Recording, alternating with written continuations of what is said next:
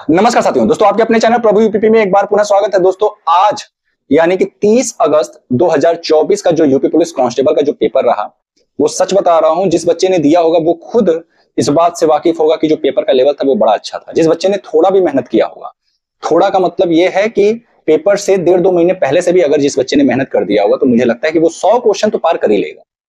और 100 क्वेश्चन पार करने का मतलब है कि आप उस दायरे से बाहर निकल गए हैं जहां से बच्चों का जो है सिलेक्शन रुक सकता है। ठीक है दोस्तों, 100 क्वेश्चन मैं इसलिए बार बार कह रहा हूं, 100 क्वेश्चन पार करने का मतलब यह है कि सबसे पहले तो अभी आपका फिजिकल बाकी है, मेडिकल बाकी है, तो बहुत सारे बच्चे अभी उसमें भी रह जाते हैं। और सबसे बड़ी बात है कि एक चीज मैं बता दूं, जो 23, 24, 25 का जो पेपर का लेवल था वो बड़ा ही मतलब ये कह ले कि मॉडरेट टू हाई था। लेकिन आज का जो पेपर था वो मैं कह सकता हूं कि इजी टू मॉडरेट था।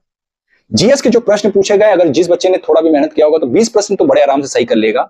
जीएस में मैं बात करूं, जीएस के जो है 20 प्लस प्रश्न जो है बड़े आराम से बच्चा सही कर लिया होगा। और मैथ की अगर बात करूं दोस्तों, मैथ के प्रश्न भी बहुत अच्छे आए थे आज।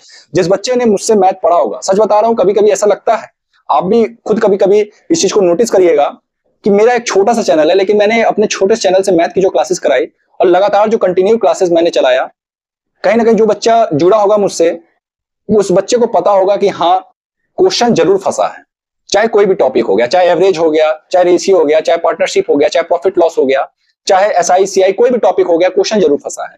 जिस बच्चे ने मेरी मैथ की प्लेलिस्ट से तैयारी किया था, यकीनन बता रहा हूं, जिस बच्चे ने भी किया होगा उसके 20 प्लस स्कोर कहीं नहीं गए हैं। और जीएस और मैथ का मिलाकर के 40 प्लस स्कोर, मतलब कि आपको सिलेक्शन की ओर जो है ले जाने के लिए और अधिक आपकी मदद कर रहा है। और इसके अलावा मैं बात करूं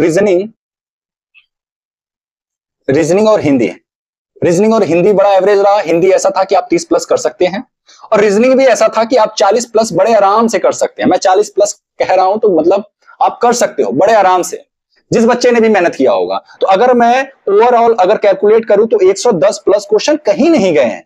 ये पेपर का जो लेवल था, इस पेपर के अकॉर्डिंग मैं बात कर रहा हूं। बहुत सारे बच्चे कहेंगे कि हाँ, आप होते तो पता चलता, आप होते तो पेपर देते तो तब समझ में आता कि पेपर का लेवल क्या था। अभी मेरे पास जो पेपर आया है, उसमें एक बच्चे ने इतना मतलब इजी क्वेश्चन गलत किया है। उसमें पूछा गया प्रथम विश्व युद्ध कब हुआ था। अरे भाई सिंपल है, 1914 में हुआ था, 1914 से 18 तक चला था। अब उसमें बहुत सारे मतलब इजी, जैसे कि राष्ट्रपति को क्षमादान किस आर्टिकल में प्राप्त है। आप जानते हैं कि अनुच्छेद 72 में प्राप्त है। उसने 75 लगाया हुआ, वो पता ही नहीं है कि 75 से जो है कि आपका फिर सीधे प्रधानमंत्री और कैबिनेट शुरू हो जाता है। इसके अलावा जो है उसमें यह भी क्वेश्चन पूछा गया है, आज का ही पेपर की मैं क्वेश्चन की बात बता रहा हूं। उसमें पूछा गया अभिव्यक्ति की स्वतंत्रता, आप जानते हैं कि आर्टिकल 19A में है। भारत के प्रथम प्रधानमंत्री कौन थे? राजेंद्र प्रसाद थे।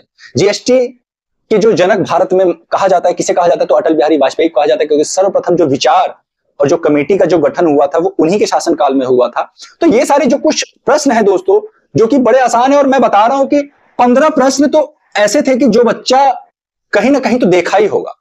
और अगर मान लीजिए आपके पेपर में 38 प्रश्न आ रहे हैं, अगर आप 8 भी छोड़ दो, अगर आप 30 भी अटेम्प्ट कर रहे हो जीएस के प्रश्न, तो 30 में से 20 प्रश्न तो कहीं गए ही नहीं है। 22, 23, 24 तो आराम से होने हैं। 15 तो ऐसे हैं कि जिसमें गलती की कोई संभावना ही नहीं है। देखिए, सारे बच्चों का सिलेक्शन नहीं होगा, आप भी जानते हो।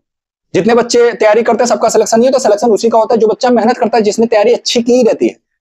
तो जो बच्चा अच्छा किया रहता है, जिसने अच्छा मेहनत किया, मैं उसकी बात कर रहा हूं, वो बड़े आराम से 20 प्लस क्वेश्चन करेगा, 22, 23 करके आएगा वो। और जिस बच्चों का शाम में शिफ्ट है, देखना होगा कि शाम का कैसा पेपर आता है। लेकिन हाँ, इतना जरूर है कि जो 30 और 31 वाले बच्चे हैं, उनको नॉर्मलाइजेशन में थोड़ी सी जो है दिक्कतें आ सकती हैं, क्योंकि नॉर्मलाइजेशन का जो अभी तक रहा है रिकॉर्ड, उस पर यही है कि जिसका पेपर जितना पहले होता है उसको उतना अधिक फायदा मिलता है। लेकिन आप पॉजिटिव रहें। मैं हमेशा से ही बच्चों को कहते आया हूं कि आप पॉजिटिव रहें। बहुत सारे बच्चे डर रहे थे कि सर मेरा लास्ट में पेपर होगा, क्या होगा, कैसा आएगा सर। उनको उनका जवाब मिल गया होगा। मैं हमेशा से उनको कहता था कि घबराइए नहीं, पॉजिटिव रहिए, सकारात्मक रहिए, आपका पेपर बहुत अच्छा होगा और पेपर का लेवल भी बहुत अच्छा आएगा। और देखिए ना, 23, 24, 25 से डाउन रहा पेपर का लेवल। अगर आप ईमानदारी से अगर बोलेंगे तो आप भी जानते हैं कि पेपर का लेवल 23, 24, 25 से डाउन था।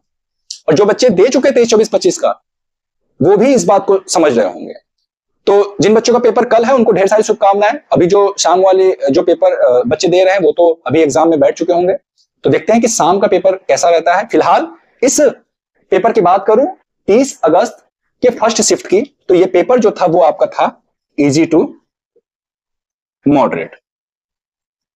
ठीक है, इजी टू मॉडरेट इसका लेवल था दोस्तों। अब देखना होगा कि शाम का कैसा रहता है। तो दोस्तों फिर मिलते हैं किसी अन्य वीडियो के साथ, तब तक के लिए जय हिंद, जय भारत।